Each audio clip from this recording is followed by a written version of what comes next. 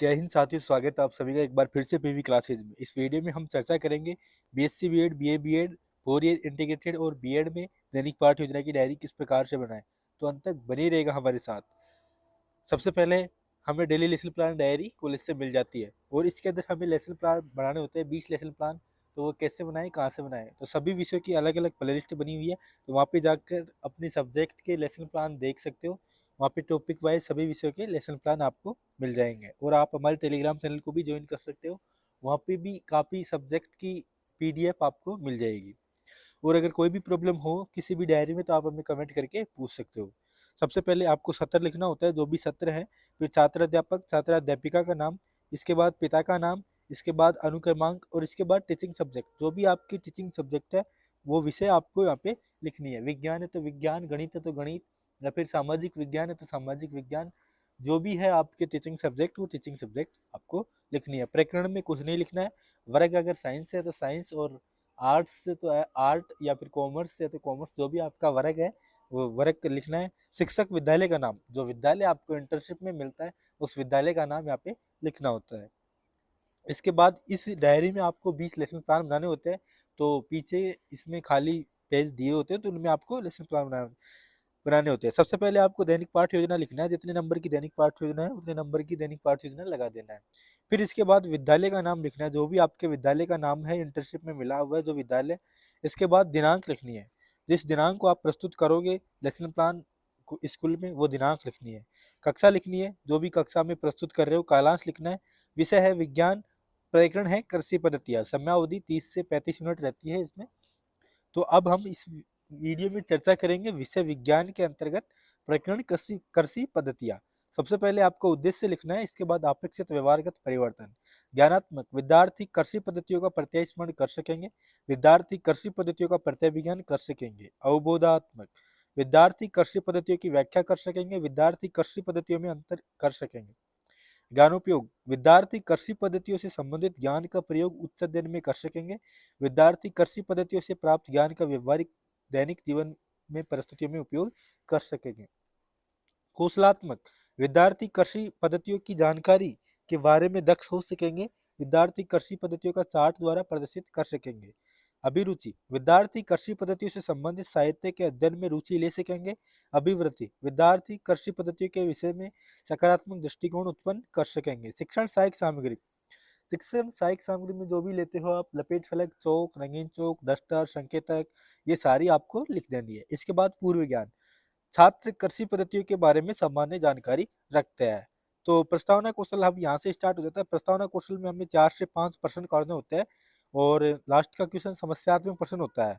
सबसे पहले हमें इनका ध्यान रखना जरूरी है कि इनका जो लेवल है सरल से कठिन की ओर होना चाहिए और इनमें तारतम्यता होनी चाहिए। छात्र अध्यापक क्रियाएं, छात्र क्रियाएं। भारत की अधिकांश जनता कहाँ निवास करती है? गाँव में। गाँव में कृषि का कार्य किसके द्वारा किया जाता है? किसानों द्वारा। किसानों के द्वारा किसका उत्पादन किया जाता है था? फसलों का। किसान फसलों के उत्पादन के तरीकों को क्या कहा जाता है? कृषि पद्धति। कृषि पद्धतियों के बारे में आप क्या जानते हैं? तो ये हो जाएगा समस्यात्मक प्रश्न। इसके बाद आपको उद्देश्य कथन करना होता है। अच्छा, तो बच्चों आज हम कृषि पद्धतियों के बारे में विस्तार पूर्वक अध्ययन करेंगे। इसके बाद यहाँ से प्रस्तुतिकरण स्टार्ट हो जाता है। प्रस्तुतिकरण में 5 कॉलम बनाने होते हैं। पहला शिक्षण बिंदु, छात्र अध्यापक क्रियाएं, छात्र क्रियाएं, विधि प्रविधि और शाम प्रसार। ये 5 कॉलम बनाने होते हैं। पहला है शिक्षण बिंदु। तो शिक्षण बिंदु में आपको जो भी टीचिंग सब्जेक्ट, जो भी टीचिंग बिंदु है तो वो आपको लिखना है। जैसे पहला टीचिंग बिंदु है अपना मिट्टी तैयार करना। इसके लिए आपको 3 विकासात्मक प्रश्न करने होंगे, 3 या 4 जितने भी हो सकते हैं। अन्नदाता किसे कहा जाता है? किसानों को। किसान का प्रमुख व्यवसाय क्या है? कृषि कार्य करना। कृषि कार्य करने के लिए सर्वप्रथम किसान क्या करता है? मिट्टी तैयार करना। किसान मिट्टी किस प्रकार तैयार करता है? निरुत्तर। यह विधि हो जाएगी प्रश्नोत्तर विधि।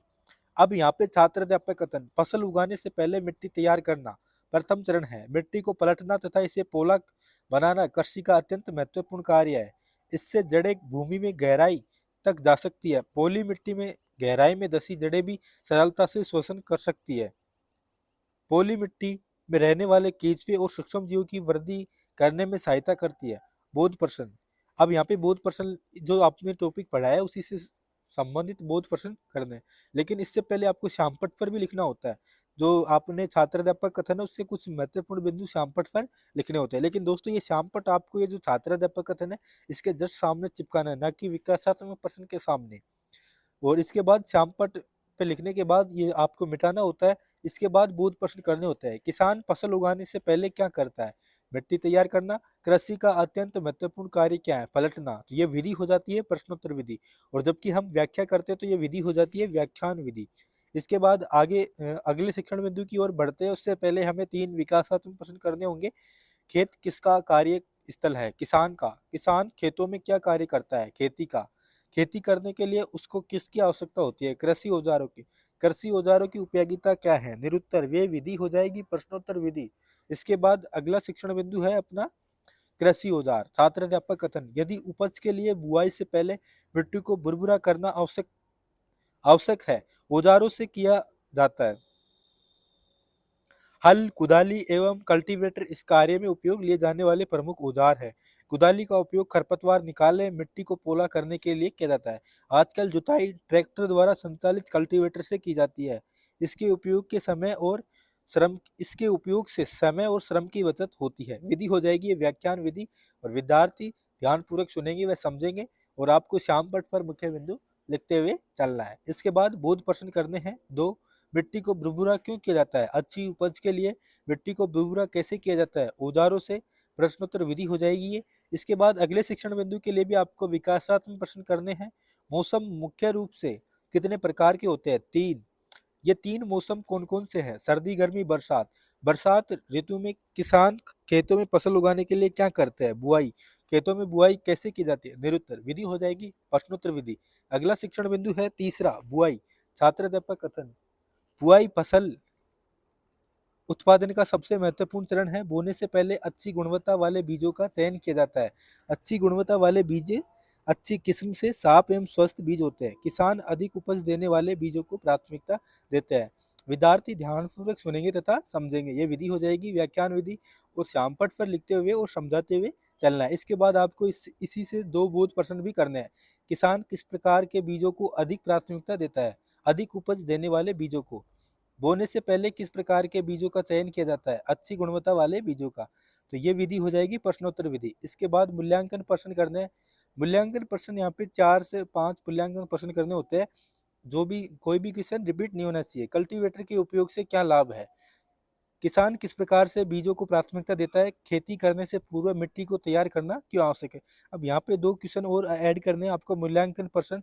इसके बाद गृह कार्य क्वेश्चन देना है। कृषि पद्धतियों के प्रमुख क्रियाकलापों का उल्लेख कीजिए। इस तरह से एक साइंस के अंदर एक लेसन प्लान कंप्लीट हो जाता है। और बाकी लेसन प्लान देखने के लिए आप प्लेलिस्ट में जाकर देख सकते हो। वहाँ पे आपको सारे लेसन प्लान मिल जाएंगे। धन्यवाद। जय हिंद, जय भारत।